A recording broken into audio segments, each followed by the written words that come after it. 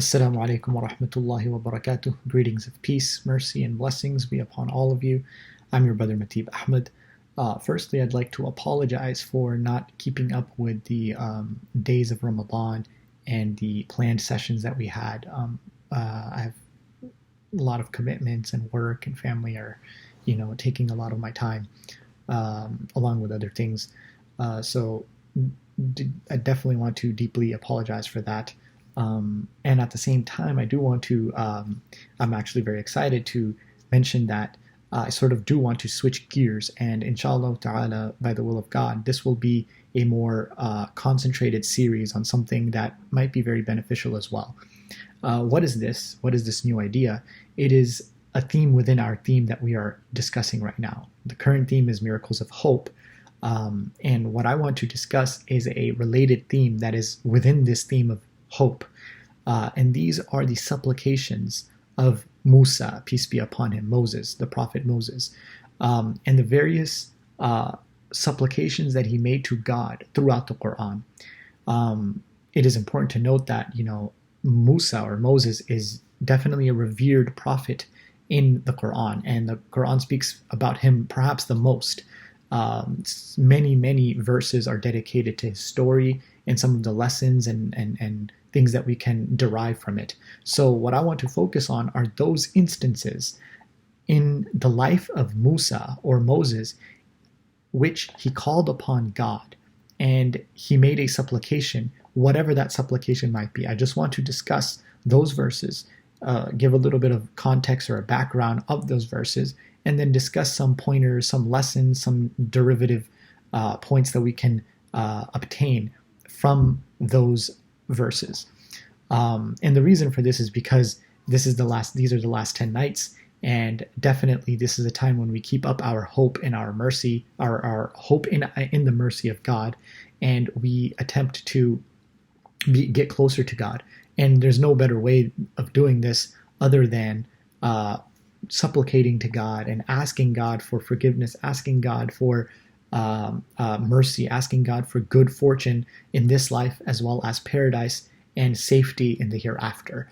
So with that said, I want to begin with the first verse, and this verse is in Surah Al-A'raf. So we're going back, and actually I should mention this, that when we look into the Quran, we won't find a sequence. We don't find it to be a history book, although it does discuss history, and we don't find it to be something of, even when it discusses history, we don't find it to be sequential.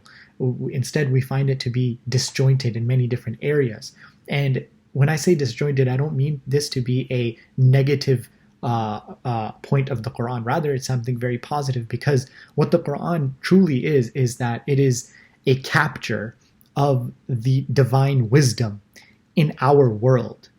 The divine wisdom is eternal, and all we did is we captured a glimpse of this divine wisdom, and we are trying to understand it. And the divine wisdom is not going to be something sequential. It's going to be something eternal, something beyond this world. So like we're restricted with time, God is not restricted with time. So when he speaks and he imparts wisdom to us, despite the fact that it's going to be revealed to us within our time frames, to the Prophet, peace be upon him, specifically over the time frame of 23 years and within his life of 23 years and the different events that happened, it is, when we look at it as a whole, it is something beyond that. It is not sequential. It is something that is of divine inspiration. So with that being said, one must keep in mind that when we discuss the story of Moses, his story, we're going to be going all around, right?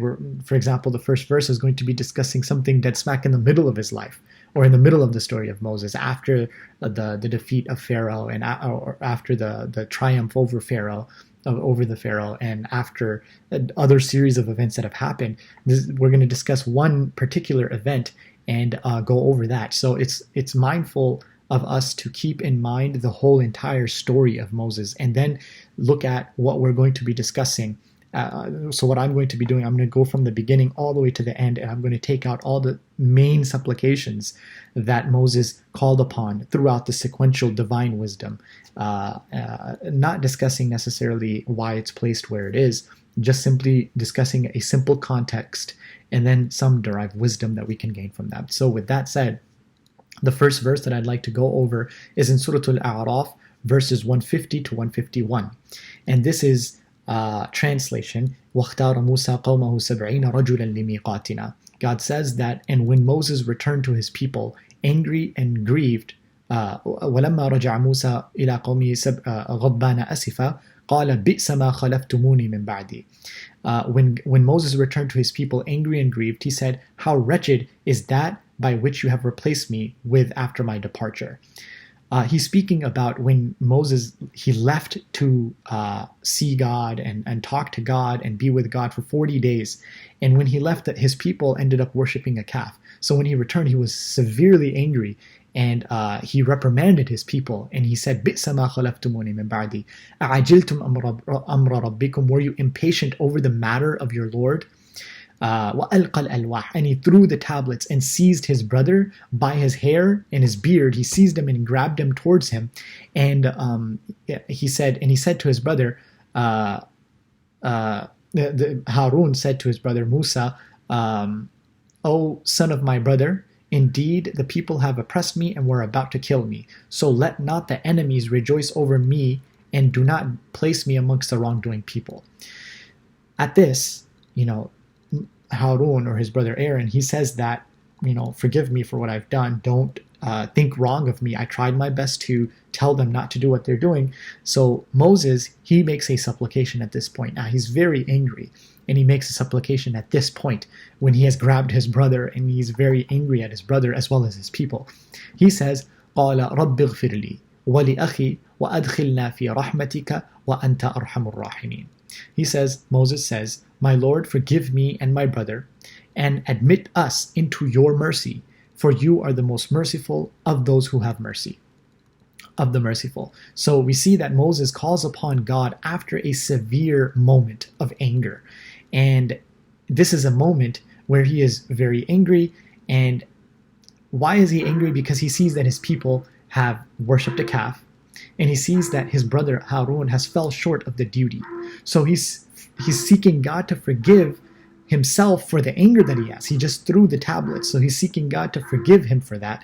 And number two, he's seeking God to forgive his brother, so that because his brother was not as forceful as Musa intended him to be when he left him with the people to guide them to the right path.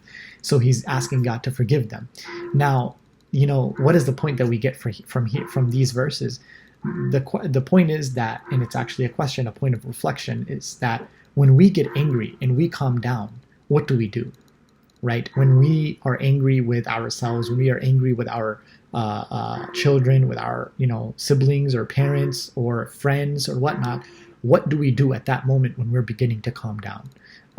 When we look at the prophetic example of Moses, or Musa, peace be upon him, we find that Musa, peace be upon him, is somebody who was, he made dua, he made a supplication to God of forgiveness, not only for himself, but the object of his anger, right? And this actually shows us that, yes, anger is sometimes, it sort of brings about some sort of hatred and vengeance sometimes. However, as soon as you calm down, you should go back and follow the example of Moses and attempt to bring about mercy through your supplication. You ask for mercy for the object of your anger, and that itself is going to bring love and tenderness between the two after your anger. So that sort of calms down the anger and the problems that might have arisen as a result, making amends through that. And there's no better way of doing that other than making supplication. So this is one of the and this is a dua for us, right? This is a point of reflection for us. If there is anybody that we were angry, that we were angry with, then let us make amends with them. And the way we do that, or we've done wrong to them, the way we do that is we make dua for them. If there's somebody we've backbited or wronged or oppressed, or they were an object of our anger, then definitely we make dua for those people. وصلى الله وسلم على نبينا محمد وعلى آله وصحبه أجمعين. I hope this was beneficial, and I hope that you give it a like and you share this with your friends.